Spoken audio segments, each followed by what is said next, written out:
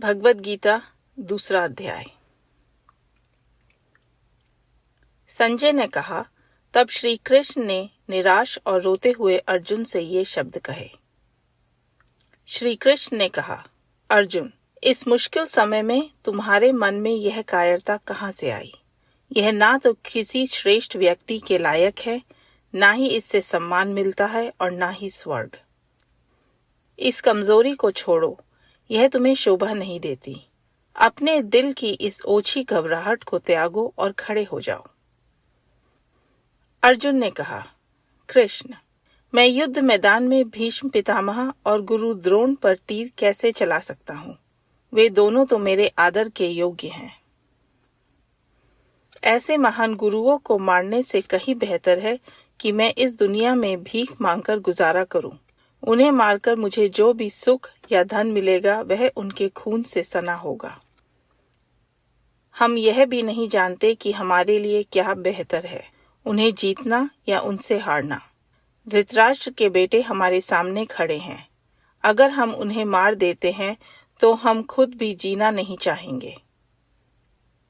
मैं अपने धर्म को लेकर उलझन में हूँ और कमजोरी की वजह से मेरा मन काम नहीं कर रहा है। मैं आपका शिष्य हूँ और आपकी शरण में हूँ।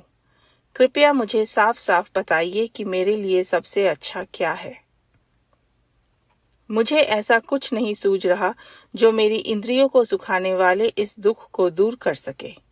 चाहे मुझे इस धरती का सबसे अमीर राज्य मिल जाए या देवताओं का राज।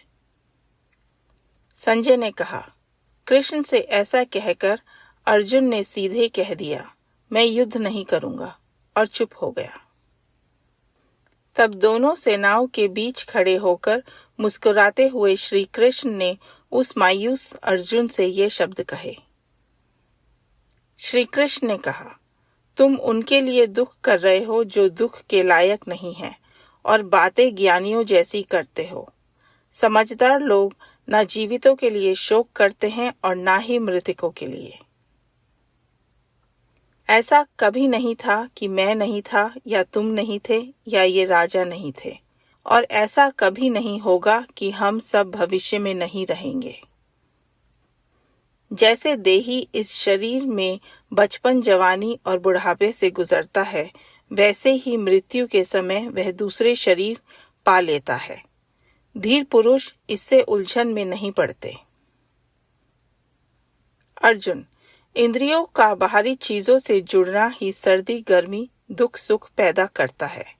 ये सब आने जाने वाले हैं और अस्थायी हैं। इन्हें सहन करना सीखो। जो व्यक्ति इनसे परेशान नहीं होता, जो सुख और दुख दोनों को एक जैसा समझता है, वो समझदार है, वही अमृतत्व के योग्य है। श्री कृष्ण ने कहा, जो नाशवान है उसका स्थायी अस्तित्व नहीं है, और जो सत्य है उसका कभी अंत नहीं होता। सच को देखने वालों ने इन दोनों के अंतर को अच्छी तरह समझ लिया है।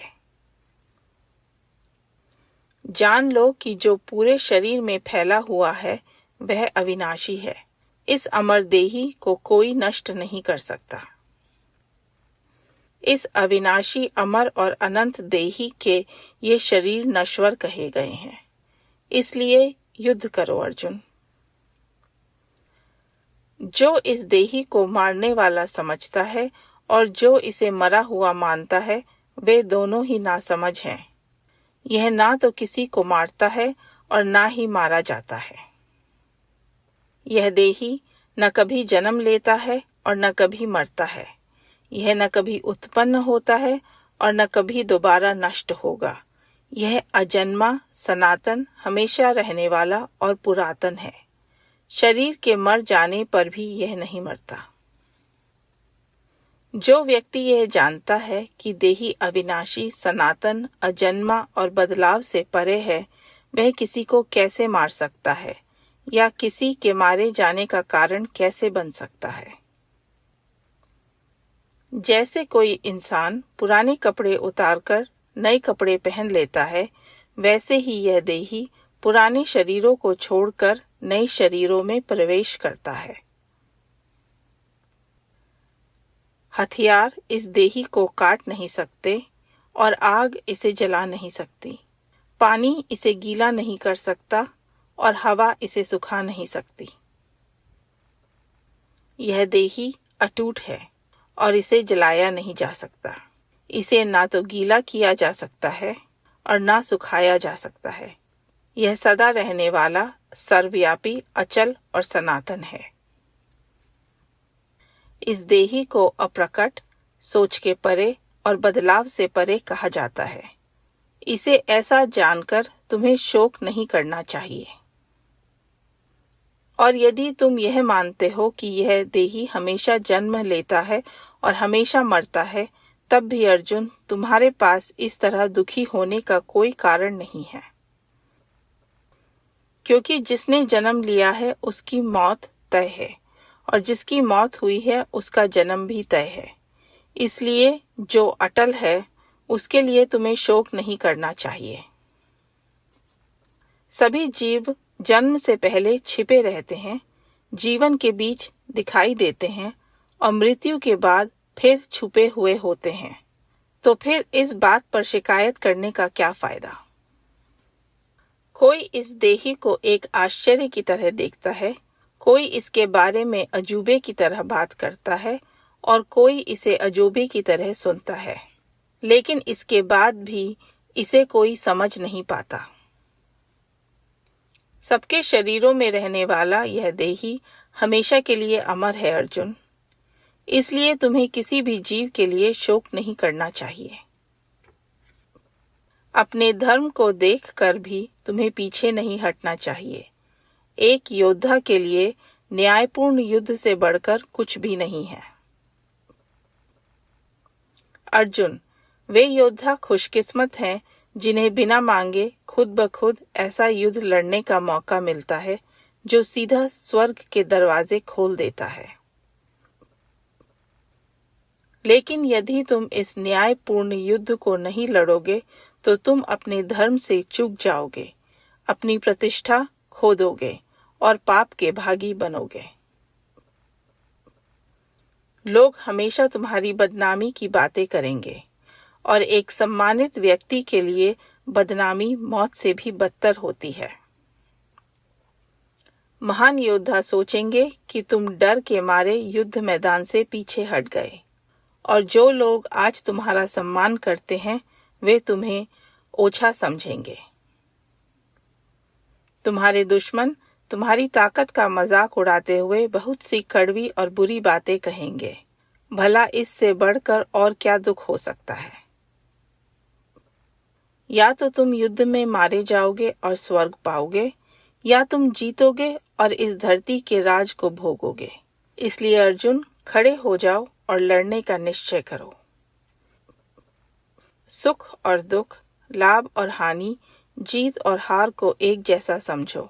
बस युद्ध के लिए तैयार हो जाओ। इस तरह तुम्हें कोई पाप नहीं लगेगा। मैंने यह ज्ञान तुम्हें अब तक सांख्य के दृष्टिकोण से समझाया है। अब तुम इससे योग के नजरिए से सुनो। इस समझ के साथ तुम कर्म के बंधनों से पूरी तरह आजाद हो जाओगे। योग के रास्ते पर की गई मेहनत कभी बेकार नहीं जाती और ना ही इसमें कोई रुकावट आती है। इस धर्म का थोड़ा सा भी पालन तुम्हें बड़े से बड़े डर से बचा लेता है। इस रास्ते पर बुद्धि एक ही लक्ष्य पर टिकी होती है, लेकिन जिनका इरादा पक्का नहीं होता उन नासमझों के विचार कई दिशाओं में भटकते हुए अनंत होते हैं। जिन लोगों के पास ज्ञान कम है वे वेदों की आकर्षक बातों में उलझे रहते हैं। वे ऐसी बातें करते हैं कि इसके अलावा और कोई सच नहीं है। वे लालच से घिरे रहते हैं और उनका लक्ष्य सिर्फ स्वर्ग पाना होता है। वे ताकत और भोग विलास पाने के लिए दुनिया भर के तौर तरीके करते हैं। उनके कर्म के फलों के स्वरूप उन्हें बार बार जन्म लेना पड़ता है।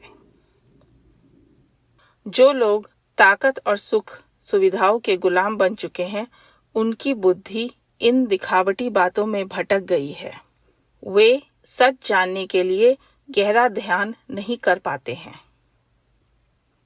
वेद प्रकृति के तीनों गुणों के दायरे की बातें करते हैं। तुम इन तीनों गुणों से ऊपर उठो अर्जुन। हर तरह के उतार चढ़ाव से आजाद हो जाओ। हमेशा सच में टिके रहो और किसी चीज को पाने या बचाने की चिंता छोड़कर अपनी आत्मा में स्थिर हो जाओ। जैसे सब तरफ बाढ़ का पानी भर जाने पर एक छोटे से तालाब की कोई जरूरत नहीं रह जाती, वैसे ही उस इंसान के लिए सभी वेदों का महत्व उतना ही रह जाता है जो अपनी आत्मा के सच को जान लेता है। तुम्हारा अधिकार सिर्फ अपने काम करने पर है, उसके फल पर कभी नहीं। इसलिए अपने काम से किसी फल की उम्मीद मत रखो, ना ही काम ना करने से कोई लगाव रखो। अपनी जिम्मेदारी को योग में टिके रहकर पूरा करो अर्जुन। फल से मोह छोड़ दो और सफलता मिले या विफलता दोनों को एक जैसा समझो। मन की इसी एक जैसी स्थिति यानी समत्व को योग कहते हैं। फल के पीछे भागकर किए जाने वाला काम योग के मुकाबले में बहुत सीमित है।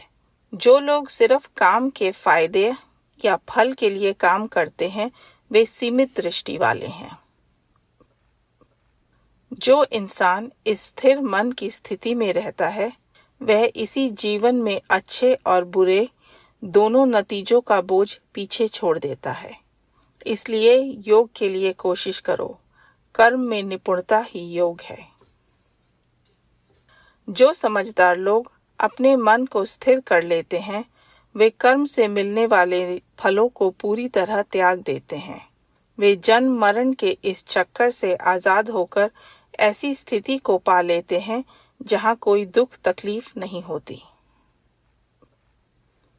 जब तुम्हारी बुद्धि इस मोह और उलझन की दलदल को पार कर जाएगी तब तुम उन सब बातों से विचलित नहीं होगे जो तुमने सुनी है या सुनने वाले हो। जब तुम्हारी बुद्धि जो अलग अलग तरह की किताबी बातें सुनकर चकरा गई एकदम अचल होकर गहरे ध्यान में स्थिर हो जाएगी तब तुम योग को पालोगे। अर्जुन ने कहा, उस व्यक्ति की क्या पहचान है जिसका मन गहरे ध्यान में पूरी तरह स्थिर हो चुका है। स्थिर मन वाला व्यक्ति कैसे बातें करता है, वह कैसे उठता है, वह कैसे चलता है।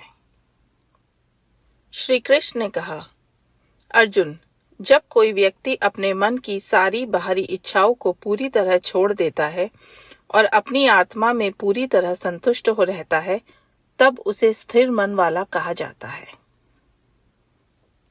जो दुखों के आने पर परेशान नहीं होता, सुखों के पीछे नहीं भागता और जो लगाव, डर और गुस्से से पूरी तरह आजाद हो चुका हो वही स्थिर मन वाला ज्ञानी है। जो हर हाल में लगाव से दूर रहता है, जिसे ना तो अच्छी किस्मत मिलने पर खुशी होती है और ना बुरी स्थिति आने पर नफरत, उसका मन पूरी तरह स्थिर है। जैसे एक कछुआ अपने अंगों को सब तरफ से समेटकर अपनी ढाल के अंदर कर लेता है, वैसे ही जब कोई व्यक्ति अपनी इंद्रियों को बाहरी आकर्षणों से पूरी तरह खींच लेता है तब उसका मन स्थिर हो जाता है। जब देही बाहरी चीजों का भोग बंद कर देता है, यह चीजें उससे दूर हो जाती हैं, लेकिन उनका स्वाद अंदर रह जाता है। यह स्वाद भी पूरी तरह मिट जाता है जब वह इस परम सत्य को देख लेता है। अर्जुन, ये बेकाबू इंद्रियां इतनी तेज और तूफानी होती हैं कि ये उस समझदार इंसान का मन भी जबरदस्ती खींच लेती हैं जो इन्हें काबू करने की पूरी कोशिश कर रहा होता है। इसलिए इंसान को अपनी सारी इंद्रियों को वश में करके अपना पूरा ध्यान परम सत्य पर लगा देना चाहिए। जिसकी इंद्रियां पूरी तरह उसकी काबू में है, उसका मन स्थिर है। जब कोई व्यक्ति बाहरी चीजों के बारे में लगातार सोचता रहता है, तो उसका उन चीजों की तरफ लगाव बढ़ जाता है। लगाव से इच्छा पैदा होती है और जब इच्छा पूरी नहीं होती तो गुस्सा पैदा होता है। गुस्से से पूरी समझ खो जाती है। समझ खोने से पुरानी यादें और सीखें मिट जाती हैं। यादों के मिटने से सही फैसले लेने की क्षमता खत्म हो जाती है और जब फैसले लेने की क्षमता नष्ट हो जाती है तो इंसान पूरी तरह बर्बाद हो जाता है। लेकिन जो व्यक्ति राग और द्वेष, पसंद नापसंद से आजाद हो चुका हो, वह अपनी इंद्रियों को अपने काबू में रखकर बाहरी दुनिया के बीच में रहते हुए मन की सच्ची शांति पा लेता है। उस शांति के मिलते ही उसके सारे दुख खत्म हो जाते हैं। ऐसे शांत मन वाले व्यक्ति की बुद्धि जल्दी पूरी तरह स्थिर हो जाती है। जिसके पास आत्मनियंत्रण नहीं है, उसके मन में ना तो कोई एकाग्रता है और ना ही कोई उच्च विचार। बिना एकाग्रता के शांति नहीं मिल सकती और जब शांति नहीं होगी तो खुशी कहाँ से आएगी। जैसे पानी पर तैरती नाव को तेज हवा अपने साथ बहा ले जाती है, वैसे ही भटकती हुई इंद्रियों के पीछे भागने वाला मन इंसान की स्थिर बुद्धि को बहा ले जाता है। इसलिए अर्जुन, जिस व्यक्ति की इंद्रियां बाहरी आकर्षणों से पूरी तरह खिंचकर उसके काबू में आ चुकी हों, उसका मन स्थिर है। जो स्थिति सब जीवों के लिए रात की तरह है, उसमें आत्मनियंत्रण रखने वाला योगी जागता है। और जब सब जीव जाग रहे होते हैं, यानी भारी दुनिया की भाग दौड़ में लगे होते हैं, वह सच देखने वाले ज्ञानी के लिए रात के समान होती है। जैसे सब तरफ से नदियां आकर समुद्र में मिलती हैं, फिर भी समुद्र अपनी जगह पर एकदम शांत और स्थिर रहता है, वैसे ही जिस व्यक्ति के अंदर सारी इच्छाएं बिना कोई हलचल पैदा किए समा जाती हैं, वही शांति पाता है।